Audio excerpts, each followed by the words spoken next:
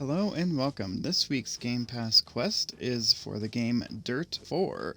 This is a racing game, specifically an off-road rally racing game from Codemasters.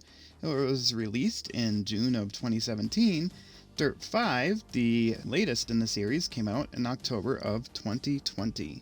I played this game on the Xbox One X wearing Turtle Beach Stealth 600 headphones. I used a 27-inch 4K HDR monitor and the standard controller that comes with the games. You can find all the specs of the system I use for these reviews down below. As with many racing games in this day and age, this is also a career simulator game. You don't just go through races and try to do a great job. You're simulating going through an entire rally racing career. This game's visual style is realistic but not quite photorealistic, and that's probably due to both the age and the power of the console that it is running on right now. The visual experience in this game is pretty solid.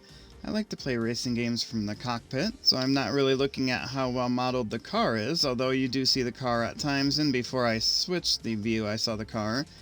The scenery textures are good, especially when you're traveling at speed. You're not spending a lot of time looking at them, and they're just detailed enough to be flashing by. The car is modeled nicely visually on the interior. Everything looks nice, and nothing detracts from the gameplay. The audio quality in this game is solid. The sounds are the engine revving, the car bouncing around, and you've got a co-driver because this is rally racing. The sound is immersive and it really puts you in the game. There's also a music track that goes along, usually in the menus, basically when you're not racing. And the music's fine, it doesn't detract at all, it gives you something to listen to when you're not actually in the game. I actually turned it off for most of my playing because I'm trying something new with these reviews right now. When I did have it on, it was not distracting and it was not a problem. This game normally costs $20. As of this recording, a Game Pass discount brings it down to $16. There are 2 pieces of DLC listed in the store, both of them under $3, and both of them designed to enhance your gameplay. I did not run into any in-app purchases while I was playing this game, so it looks like it's just the 2 DLC packs, especially considering that the next version of the game has been released. Speaking of Game Pass, this week's quest was to travel 5,000 distance to get your points. It didn't delineate whether this distance was miles or kilometers, it just said distance. I don't know, I didn't track it that terribly close, but it did happen within about 15 minutes for me. It wasn't that hard to get, and I felt like I was still kind of being introed to the game by the time I completed it. However, I did get an achievement on the way there, so this is not necessarily an achievement-safe quest. If you like hearing about these Game Pass quests as soon as they get posted, then make sure you subscribe down below. The more people who subscribe, the more time I can commit to doing these Game Pass quests when they come out. As I mentioned earlier, this is not just a racing game, it's also a career simulator. The story in this game is the story of your racing career. You go through races, you do well, you advance, you do poorly, you don't advance.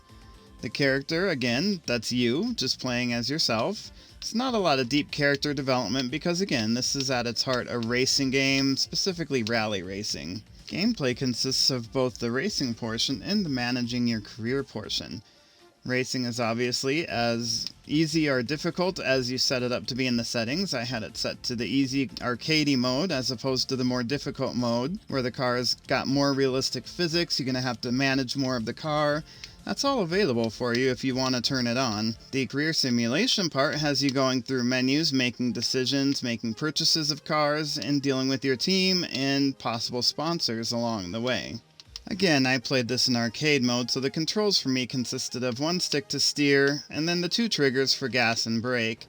The other stick is available for looking around, and then if you do play on a more difficult setting, you will have some car management that you can do with other keys. As with any racing career sim, the gameplay loop is pretty simple. You're continually going through races, trying to do better and advance your career. You're trying to make the right career choices so that the path you want opens up in front of you. Replayability is largely going to depend on how much you enjoy trying to get better times and get better at technical excellence in your racing. This is a good game, but there are definitely 5 things I can find in here that I didn't like about it. It's 2020, I'm a PC gamer at heart, and the graphics felt slightly dated. Now that might not be fair of me to say, considering how old the game is and how old the platform I'm playing the game on is. but it is something that I wasn't a huge fan of. The game really throws you into the action. You're getting told what to do by this co-driver of yours really early on, and you get a short explanation of what she's telling you, but if you're not a part of the rally racing world already, this is not going to be easy to understand. As a career simulator, you expect to have a lot of different options for your career. So far from what I've seen in this particular game, it's a very linear career progression and you don't actually have choice. You're just going to be guided along a single path that doesn't really change from time to time. I could be totally wrong on that. I have not had enough time to truly spend with this game to get into it deep. So if you've had a different experience, make sure you mention in the comments down below. The next thing I'm not that fond of is something that a lot of games of this type suffer from these days.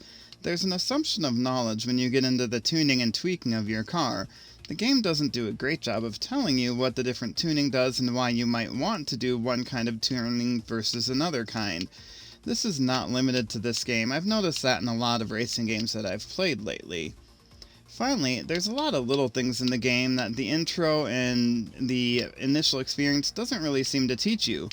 For instance, you can change your car that you race for, starting with even the very first race, but it didn't really get into detail for you on how to do that. And there is a gameplay reason to do it and a career mode reason to do it. It's not all bad, of course. As with most games, I was able to find things I like about this one as well.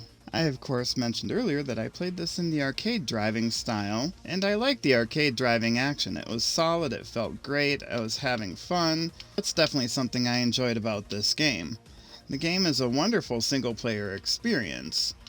A lot of the tracks you are driving by yourself because it's a rally style course. You are racing against the clock. Yes, you're racing against other people, but it's to see who gets the best time, not to see who can outdrive the other person when you're all right there on the course together. Those arcade controls are very simple, very easy to use. The actual racing was not hard to get into at all. There's great course variety in this game. I remember back in the day when racing games, all the courses kind of felt the same even if they were supposed to be different because there just wasn't a lot of variety in the scenery, the backgrounds, the visuals. This game definitely does not have that problem. And between those visuals, the audio experience, and of course the monitor I was playing on and how close I was sitting to it, there was a very immersive feel to this game. I really felt like I was there in the car driving it for most of the time. I could see this being a great game to play in VR on PC, for instance. Speaking of liking things, if you like this review format, make sure you like this video down below. That tells me I'm doing a good job, and it makes sure you get more videos of this type in your feed going forward. I am trying something new right now. I'm actually doing the reviews while playing the game. Not only that, but if I have the connection bandwidth at the time, I'll actually stream while I try to do this recording. When I do that, then people that are watching the stream live on Twitch or YouTube are able to get involved with the review as well. Leave a comment down below if you think this is a good idea, a bad idea, or if you just couldn't care less. My final stance on this game, it's a solid buy. Only $20 normally, $16 if you've got the Gamepass discount going on. This is a solid entry into any racing enthusiast's catalog, and even if you're just a casual racer, the arcade mode of this is simple to drive and a lot of fun. Definitely a good value racing game. Make sure you stick around the channel. There are 4 monthly quests coming up, and there will be more weekly quests between now and the end of the month as well. I try to catch all of these as soon as I can after they get posted.